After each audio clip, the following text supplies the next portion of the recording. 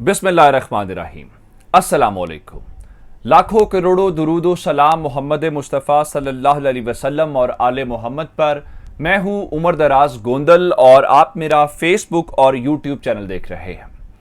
नाज़रीन, आज रात को जो मामला हुआ है, अगर मैं आपको वो खबर सारी तफसील के साथ बताऊं, उसका इम्पैक्ट बताऊं और आइंदा आने वाले चंद महीनों के ऊपर उसके असरात बताऊं, तो आप कहेंगे कि सबसे ज्यादा जुल्म इस खानदान ने, जिसमें शरीफ खानदान है, जरदारी खानदान है और जो भी ताकतवर लोग थे, उन्होंने पाकिस्तान के साथ किया है।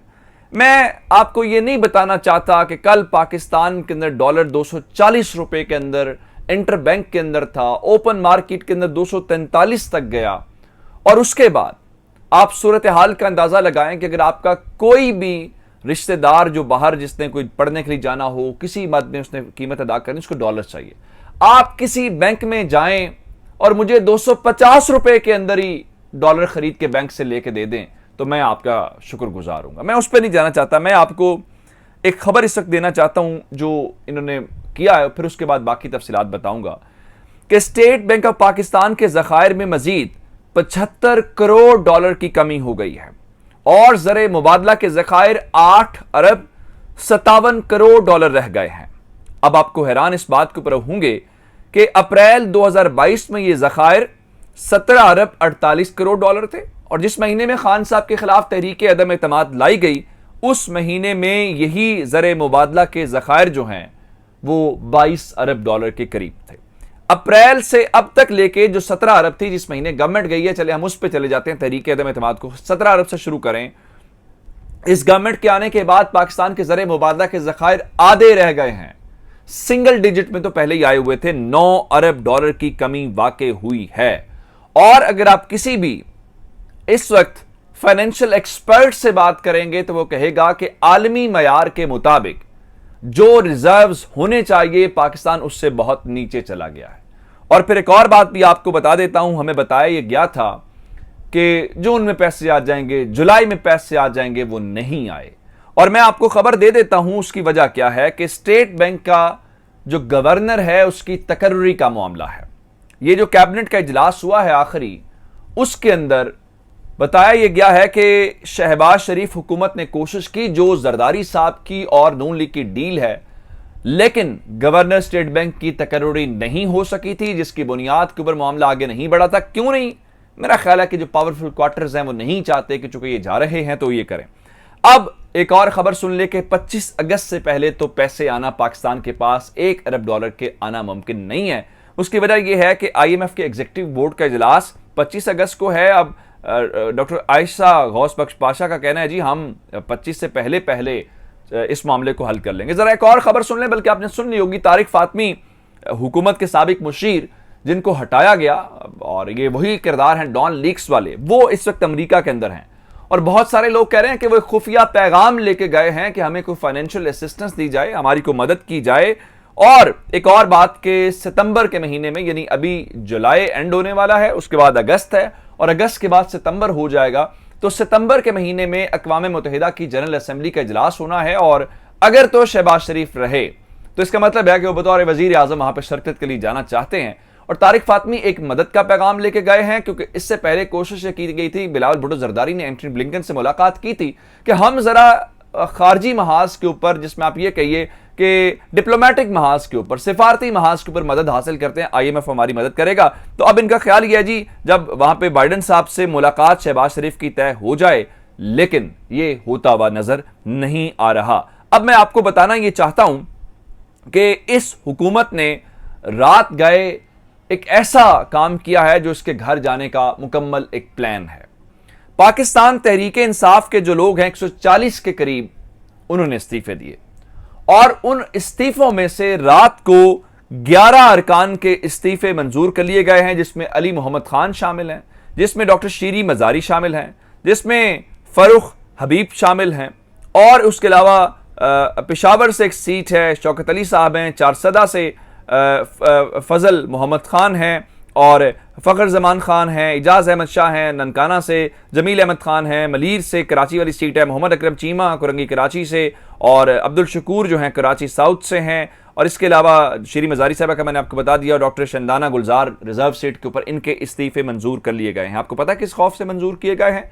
इस खौफ से कि पाकिस्तान तहरीके इंसाफ इस वक्त कौमी असम्बली में वापस आके, क्योंकि मैंने आपको बताया था बीएनपी से, बीएपी से और जमात इस्लामी से तहरीक इंसाफ का रब्ता हुआ, जिसको खटक साहब चेयर कर रहे हैं, असद उमर साहब हैं, फवाद, ये सारे लोग, असद कैसर उसके अंदर शामिल है। और इसके अलावा खबर एक असल में और भी है, चूंकि आप जानते हैं कि कल चौधरी शुजात हुसैन को और तारिक बशीर चीमा को हटा दिया गया, तो अब पार्टी हेड होंगे कौन?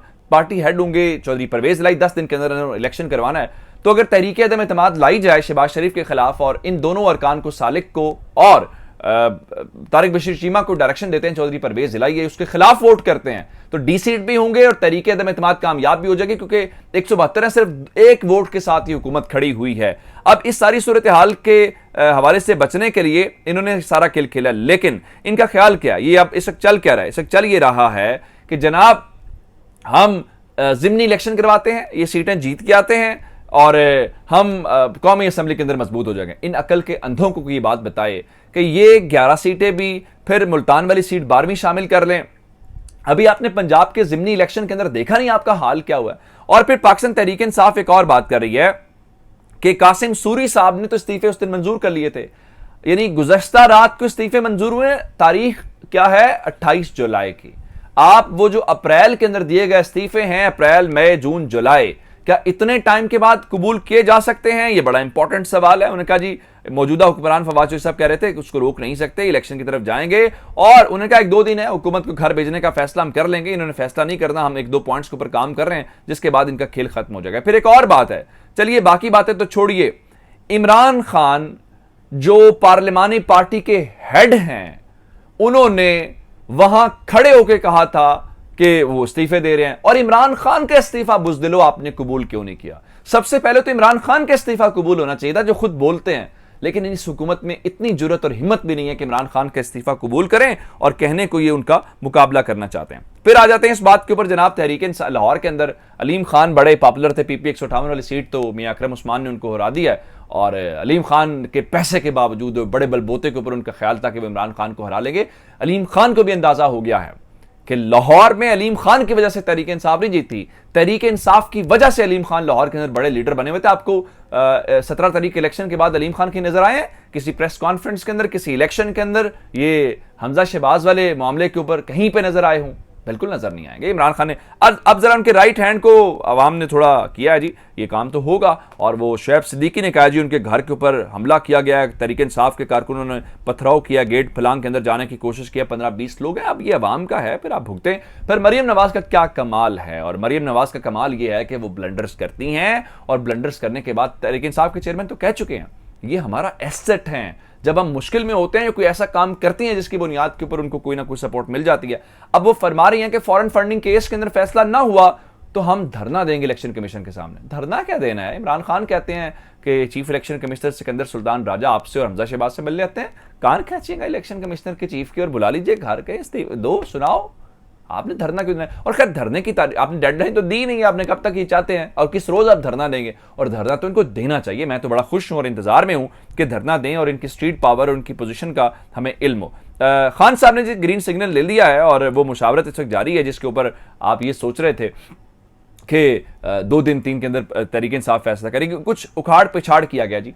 आप जानते हैं कि इस पुलिस वालों ने, मैं कल आपको खबर दी थी कि लिस्टें मंगवाई गई जिन्होंने छापे मारे, जिन्होंने तशद्दुद किया, जिन डॉक्टर यास्मीन राशिद की गाड़ी तोड़ी, उनके कुछ और भी लोग हैं जी डॉक्टर, इस किस्म की चीज़ें हैं। एक और अच्छी जहाँ पे बातें हैं तो तहरीक इंसाफ वाले कह रहे हैं हम भूलेंगे किसी चीज़ को नहीं। अब ज़रा सुन लीजिए कि SSP रिजवान उमर गोंदल, उनको इस गवर्नमेंट ने, नूली की गवर्नमेंट ने आते ही इमरान खान के ज़िले के अंदर DPO लगाया था। ये वही शख्सियत है जिनको मुअत्तल किया गया था, और तहरीरी तौर पर हुक्म जारी करते हुए जनाब रिजवान उमर गोंदल को DPO मियां वाली के ओहदे से हटा दिया गया है। रिजवान उमर गोंदल को इमरान खान के। अभी इस तरह की बहुत सारी और भी तब्दीली आएंगी, देखते रहिए। अपना बहुत सारा ख्याल रखिएगा। खुदा हाफिज़।